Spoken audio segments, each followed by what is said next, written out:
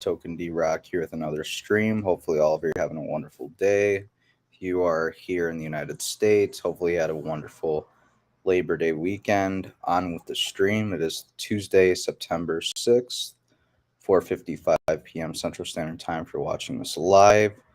Market cap for the overall crypto market is sitting at $954 billion.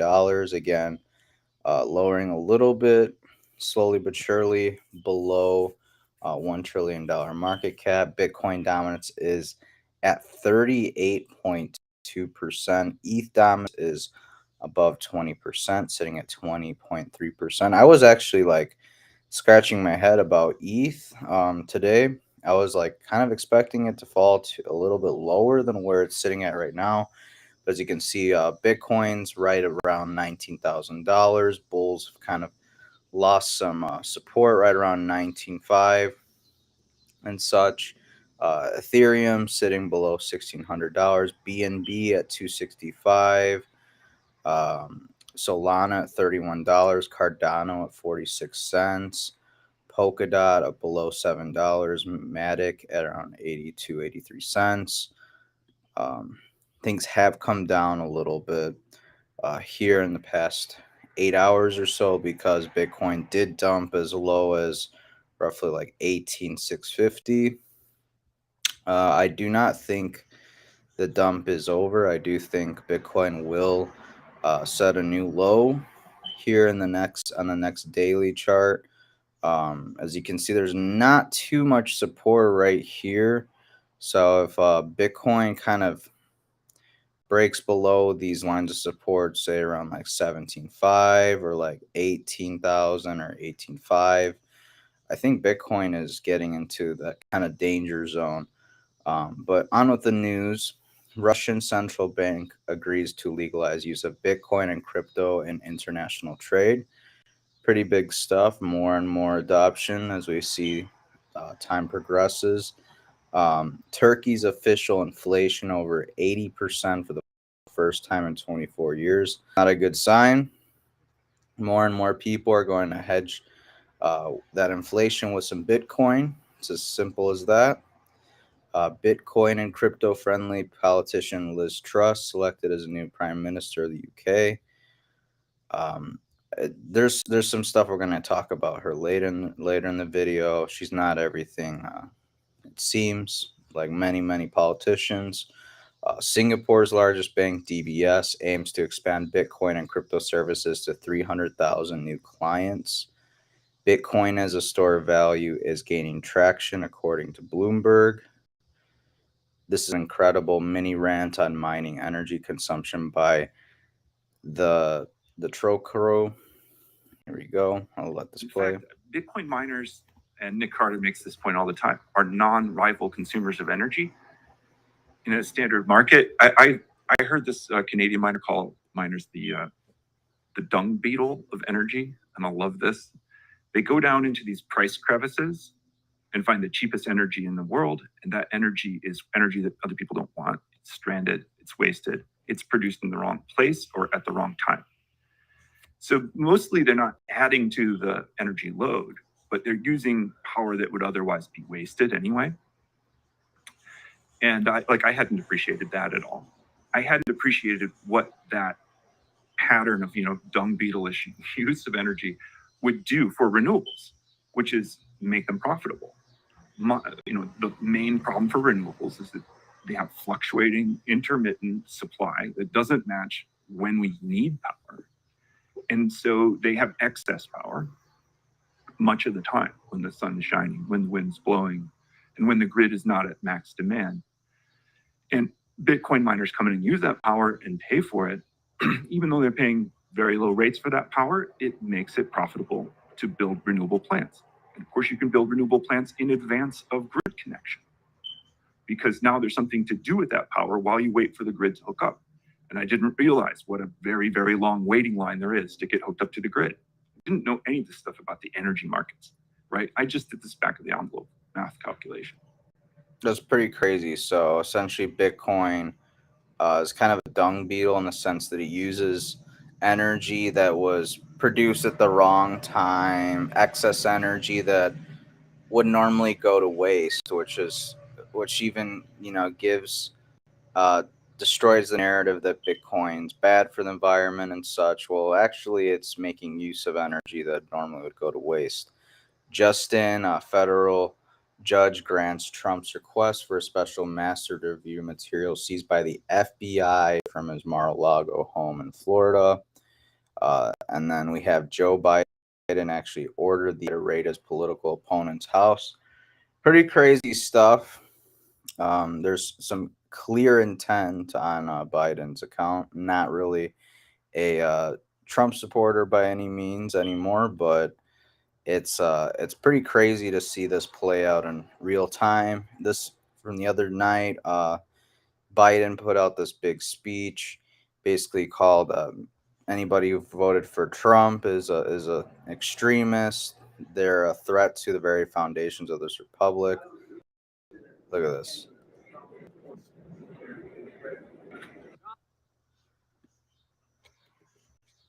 Donald Trump and the MAGA Republicans. Okay, let me see. I don't consider any Donald Trump and the MAGA Republicans represent an extremism that threatens the very foundations of our republic. Again, very divisive rhetoric. Biden had the temerity to say this about Trump supporters. There's no group of people hurtling more quickly to social decay. No group of people fears the future more, dies with such frequency from heroin, and exposes children to such significant domestic chaos. It's pretty disgusting things coming from the president. Uh, President saying he beat pharma. We beat pharma. We beat pharma this year. He beat pharma by giving them billions of dollars, mandating their unapproved shots, insulating them from liability, and directing federal agencies to market their products. I think a lot of corporations would like to take that beating. He's just getting them back for that severe beating they gave him. Look at this. The Big Pharma gave Joe Biden a whopping almost $8.7 million. Meanwhile, they gave Donald Trump about 2.7. It's pretty crazy. Both of them have supported the shots throughout all the evidence out, saying they're leaky and don't actually provide you proper protection that they initially claimed to have had.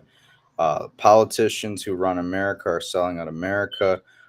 Jackson Hinkle says, why are we sending $7 billion to Ukraine when we don't have clean drinking water in Jackson, Mississippi? Very interesting question. Why do we have money for other countries when we can't take care of our own people here within the borders of this nation? Sorry. Thomas Massey added again. Biden says, we understand something that MAGA Republicans in Congress don't. Wall Street didn't build this country. Working people did. Thomas Massey fires Biden, says, you fired thousands of working Americans over an unproven compulsory medical treatment, primarily to benefit of the select few Wall Street corporations. Here we have Robert Kennedy talking about vaccines and stuff.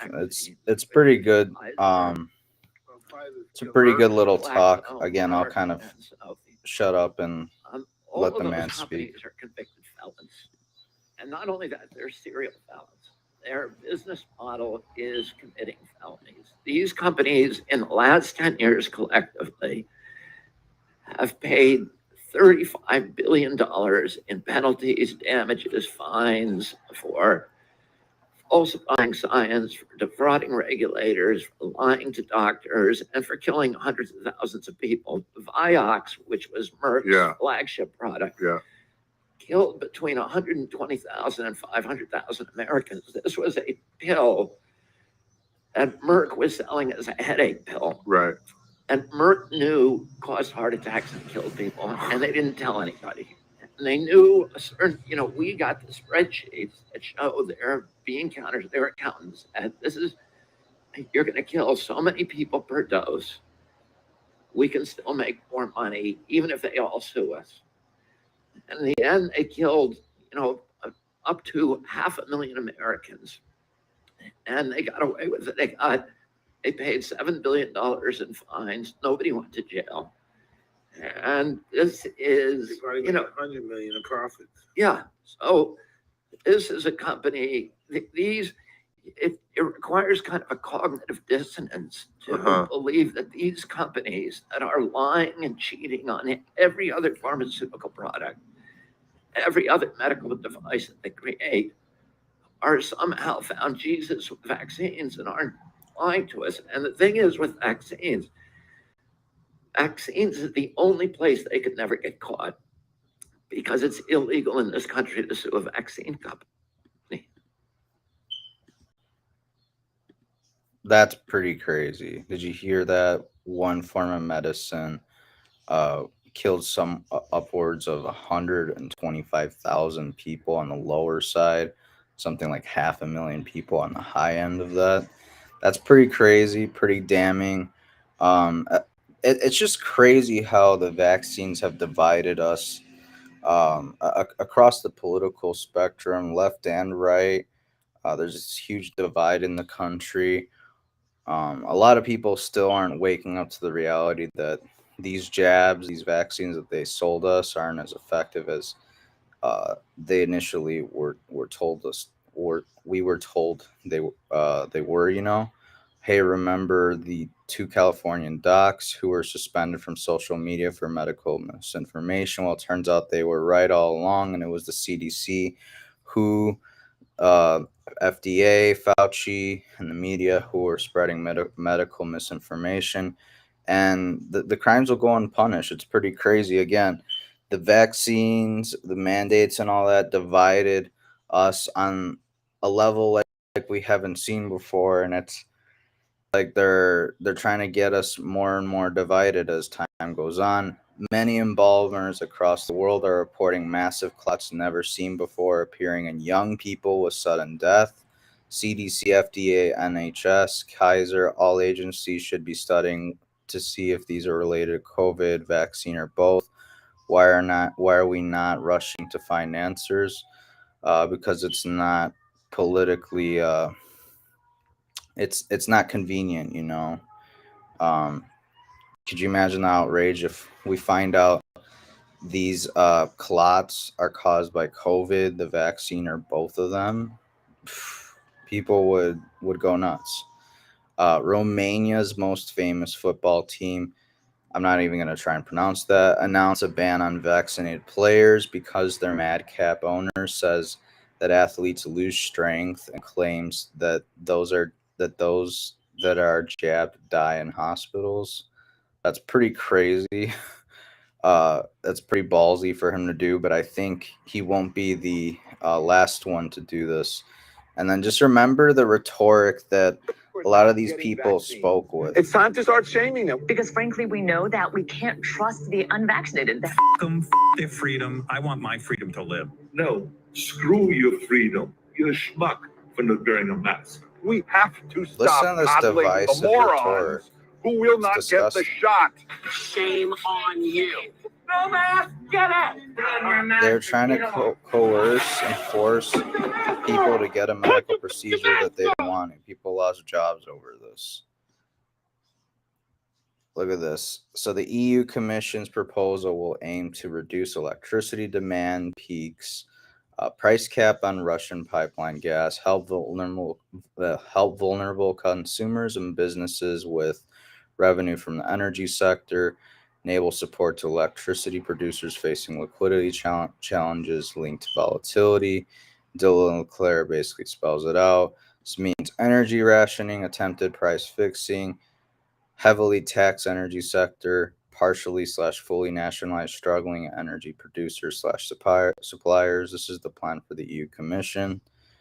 Rest in peace, Europe. Nord Stream 1 pipeline will be closed until sanctions lifted. OPEC to cut oil output 100,000 barrels a day starting in October. China rejects West's call for Russian oil price cap. Low water levels in major rivers cause coal shortages in Germany. Crazy stuff. It's like the shitstorm just gets worse and worse as the days go by because the West is stubborn as hell and doesn't want to give any leadway. 52 days after President Biden traveled to Saudi Arabia, the kingdom has led OPEC into cutting so oil production quotas will be reduced by 100,000 barrels per day, and further reductions remain on the table. That's one thing.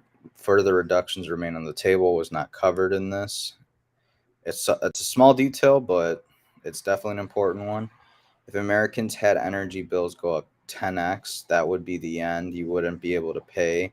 Unless Europeans have extremely high savings rate, it's going to be a mess. And that's the thing. I don't know pretty any Europeans that can account for a 10x in their energy bills. It's ludicrous. I don't think any Americans could pay this either, unless you're like in the upper class. There's no way the middle class or the poor class can cover a 10x. Most Americans, I think it's something like 80% of Americans can't even afford a $500 emergency. You think they're going to be able to cover a 10x in energy prices? And it's just so stupid because NATO and the West keeps shooting itself in the foot. And these politicians, they don't have to pay the prices, the exorbitant prices that we do. They don't have to pay for any of that shit. So they don't give a shit what happens. They don't care if we're paying 5 times more for this than this good that we got, 20% cheaper, or you know what I mean? Like it's ludicrous. Like, oh, gas did a 3x. Oh, we'll just buy an EV. You can't afford a $3 increase in gallon per gas, but just go buy a $60,000 vehicle. Like, how stupid is this? The world's second largest steel maker, ArcelorMittal, is the latest industrial company to announce a plant closure in Europe due to soaring gas and energy prices. How nuts is that? Again, there's going to be less goods coming out because that steel is no longer available, no longer being produced. The U.S. has given Ukraine $40 billion, no audit trail, no accountabilities. This is Kiev, Ukraine. Yesterday, they need another $13 billion. You guys, things look dire there. Obviously, this is probably super west Ukraine or something like that. If it's in Kiev, that's where they claim it is. I'm not 100% sure if that's where it is, but if that's where it is, again, it's highlighting a part of the country where the war is not really happening. So kind of gives the illusion that, oh, this is where all the money goes, which, I mean, is somewhat true, but again, it's not showing the horrible things that are kind of going on in the other part of the country. So I'm not crazy about this post, but I kind of wanted to show you how things can kind of look super one-sided when only one side of the argument is presented. But here we have the next prime minister for the UK, everyone. This is the lady, Liz Truss. Great, she says, great discussion at WF on fixing the international trade system as an independent trading nation. Global Britain will, with like-minded democracies, to champion free and free trade. It's time we had rules fit for the 21st century. So it seems like she's another WF puppet. No surprise there. Meanwhile, we have London installs Chinese facial recognition CCTVs for your security all over the place. I knew Britain already kind of had this to some extent, but I think they're just amping up security procedures for whatever reason. I don't know why they need this, but it's becoming more and more, again, like totalitarian each day. Justin Trudeau called it a fringe minority. He was being disingenuous. Mass protests have been happening all over the world as more and more people stand up to the governments. So we can see these governments taking place in Indonesia with fuel prices skyrocketing by 30%. 100,000 Czechs protest their government's support of the NATO proxy war in Ukraine and the controlled demolition of Europe's economy. The rally brought together Communist Party activists with member of right-wing Freedom and Direct Democracy Party. This is what they're afraid of, guys. They're afraid of us combining our energies together and making them move aside and have, making sure that we get to more or less run the world a little bit differently than how they have it running. And that's what they're afraid of. They're afraid of people from different factions of society coming together and realizing who the real enemy is, and it's these people in power. It's disgusting, the things they're getting away with. But people, I feel like, are slowly realizing we have the power, we have the energy to change this. So while gas prices are skyrocketing, we have energy collectively that cannot be stopped if enough people, see the light, or whatever you want to call it. Here we have thousands take to the streets in Germany's Saxony region today, calling for authorities to ease sanctions against Russia and lower gas prices.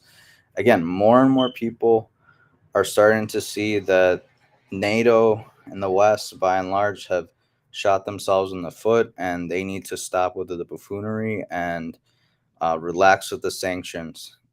Let's get back to a unipolar world. I'm not saying one world or anything like that, but we don't need all this tension. It's very unnecessary. But that about does it for today's video. Sorry if it was a little bit long and a little bit ranty, but let me know what you think about it. What's going to happen here in the short term with the market, what's going on with these protests and such. Is anything going to come out of it? Let me know down below. If you liked the stream, please like and subscribe. If you're over on YouTube, please hit the notification bell to be notified when we go live next. I plan to upload at 10:30 a.m. Central Standard Times. I had some technical difficulties earlier, so sorry about that, but I will see you guys all then. Until